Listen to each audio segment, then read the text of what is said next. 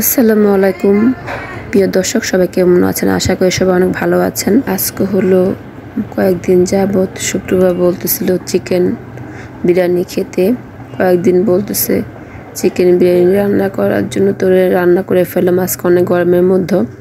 তো একটা মুরগি নিয়েছিলাম, যেহেতু আমরা দুজন খাবো সেজন্য একটা মুরগি দিয়ে রান্না করেছিলাম আজকে চিকেন বিরিয়ানি।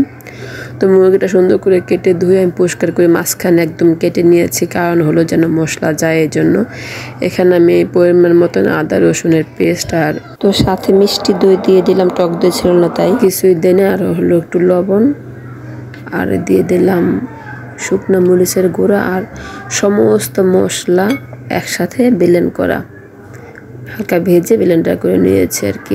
সব ধরনের মশলা, জয়ফল, জয়ত্রী, দারচিনি, এলাচ, লবঙ্গ, গোলমরিচ, কালো এলাচ, স্টার অ্যানিস, যত মশলা আছে সবগুলো একত্রে ব্লেন্ডার করে নিয়েছি। আর মুরগিটা একটু কেচে নিয়েছিলাম। আর এখানে টক দইটা সাথে দিয়ে দিয়েছি, আদা রসুনের সাথে টক দই, মানে টক দই ছিল না, মিষ্টি দই ছিল, তো সেই মিষ্টি দইটাই আমি দিয়ে দিয়েছি। দিয়ে সুন্দর করে এখানে আমি 10 মিনিটের মতন সুন্দর করে মেখে নিলাম। তো মেখে ঢেকে রেখেছি। এর মধ্যে মনে হয়েছে যে আমি তো লেবু দিতে ভুলে গিয়েছি, কারণ এখানে আমি যেহেতু মিষ্টি দই অ্যাড করেছি, টক দইটা আমার কাছে ছিল না, তো মিষ্টি দই ছিল, সেজন্য আর কি লেবুটা দেওয়াটা জরুরি ছিল। তো কতগুলি লেবু দেখলে আমার কাটতে মনে হচ্ছে বেশি বেশি করে, জানি না কেন। তো লেবু অনেকগুলো এক বাটি কেটে নিয়েছি। তো লেবুটা আমি সুন্দর করে মেখে আবার ঢেকে রাখলাম আধা ঘন্টার জন্য। এদিকে আলু নিয়েছি কয়েক ধরনের, ছোট বড় মাঝারি।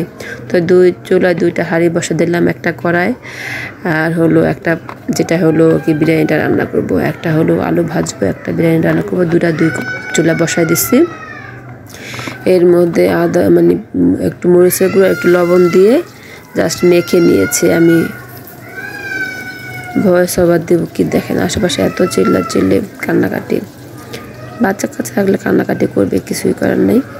যাই হোক, পরে আলুগুলি চুলায় দিয়ে ঢেকে দিয়েছি।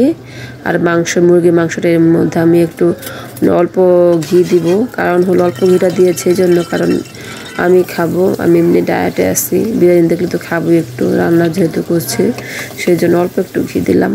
আর বিরিয়ানি ডায়েটে কিন্তু ঘি খাওয়া যায়, তেল তেমন একটা খাওয়া যায় না। তারপরে বিরিয়ানি যেহেতু একটু তেল ঘি না দিলে ভালো লাগে না। তো সব মিলিয়ে যাই হোক, আজকে সুন্দর মতো চেষ্টা করছি রান্না করার জন্য। ঘরে যতটুকু মশলা ছিল ওই মশলা দিয়ে রান্না করে নিচ্ছি।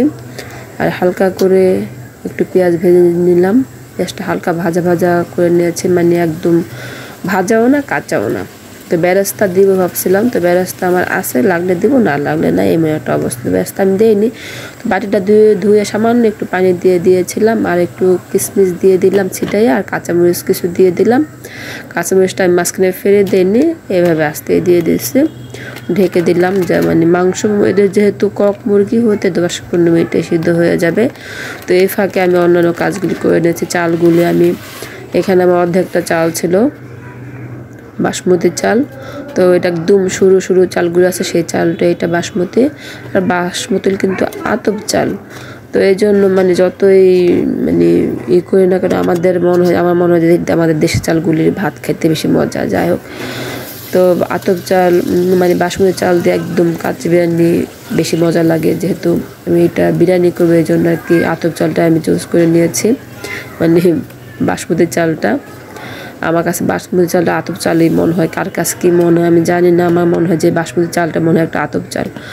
যাই হোক, তো এক দেশের এক এক রকম চাল, এটা আমাদের দেশে যেহেতু না, তো বাসমতি চালটা বিরিয়ানি খেতে এমনি ভালো লাগে, কিছুই বলেন না আর কি। তো একটু গরম পানি দিয়ে দিলাম, লবণ আর শাহি জিরা দিয়ে দিলাম। শাহি জিরা ছাড়া কিন্তু বিরিয়ানি একদমই ভালো লাগে না। তো চালটা যখন 3 ভাগের 2 ভাগ হয়ে যাবে তখন আমি নামিয়ে নিব। তো এই পর্যায়ে আমি চালটা নিয়ে নিব, নামিয়ে আর কি নিয়ে পানিটা ঝরাই নিচ্ছি একটা স্ট্যান্ডে। তো এখন অর্ধেকটা দিয়ে দিব, অর্ধেকটা দিয়ে সুন্দর করে মেলে দিব। মেলে দিয়ে তারপরে এখানে আমি দিয়ে দেবো আলুর বোখরা এনে রেখে দিয়েছিলাম অনেকদিন আগে রান্না করা হয়, দিতে মন থাকে না। তো আজকে আমি মনে করলাম যে আজকে এটা আমি দিবই। তো খুঁজে ফ্রিজে ছিল, খুঁজে বের করে দিয়েছে, একদম ঈদের আগে এনে রেখে দিয়েছিলাম। বাকি চালগুলো দিয়ে দিলাম। এখানে একটু ফুড কালার দিলাম, ফুড কালার দিলে চালের কালারটা সুন্দর লাগে সেজন্য। আর এখানে আপনারা চাইলে ফুড কালার না চাইলে এখানে আপনারা জাফরান দিতে পারেন। জাফরানটা দিলে একটু কুসুম গরম দুধের সাথে জাস্ট 2-3টা বা 4-5টা জাফরান পাপড়ি দিয়ে দিলে ওইটা কালার চলে আসে। তো ওইটা দিয়ে একটা নাকফুল দিয়ে দিলাম, মানে লবঙ্গ, মানে সিদ্ধটা বন্ধ করে দিলাম একটা লবঙ্গ দিয়ে, যেন বাতাসটা বের না হতে পারে। এভাবে হয়ে যাবে, যেহেতু তাওয়া দিয়ে দিয়েছি একটা নিচে, তাওয়াটা দেওয়ার কারণে সুন্দর আস্তে আস্তে হয়ে যাবে। এখানে আমি রাতের জন্য করলা ভাজি করে নিলাম, আলু দিয়ে করলা ভাজি করে নিয়েছি। আর হলো পোয়া মাছ ছিল, পোয়া মাছ রান্না করে নিচ্ছি, মানে এটা রাতের খাবারের জন্য করে নিচ্ছি। আর হলো পোয়া মাছের সাথে দিলাম হলো পটল আর একটা আলু, 2টা পটল একটু মাঝখানে কেটে হলুদ মরিচ লবণ সব দিয়ে মেখে নিয়েছি। এইভাবে রান্না করে নিব। তো এখানে আমি চুলটা অফ করে দিচ্ছি। এদিক দিয়ে বিরিয়ানিটা আমার হয়ে গিয়েছে। তো যেহেতু শুক্রবারকে আমি কলেজে দিয়ে আসি, তো এসে তারপরে একসাথে খাবো আর কি। তো এদিকে আমি সব কাজগুলি শেষ করে নিচ্ছিলাম ও আস্তে আস্তে। তো ওকে আমি আনতে যাবো না, নিজেই চলে আসবে। তো আমার আনতে গেলে আর দেরি হয়ে যাবে, আমার এদিকে হয় না ওদিকে হয় না, এই জন্য দিয়ে আমি চলে আসি, মাঝে মধ্যে থাকি, মাঝে মধ্যে চলে আসে।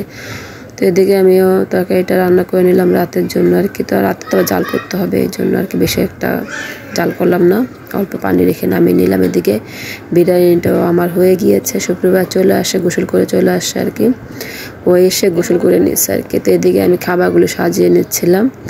তো দেখেই মানে লাফালাফি শুরু করতেছে। আমি একদম আস্ত মুরগ দিয়ে আর কি বিরিয়ানিটা পাক করেছে, ও দেখে নাচানাচি শুরু করছে।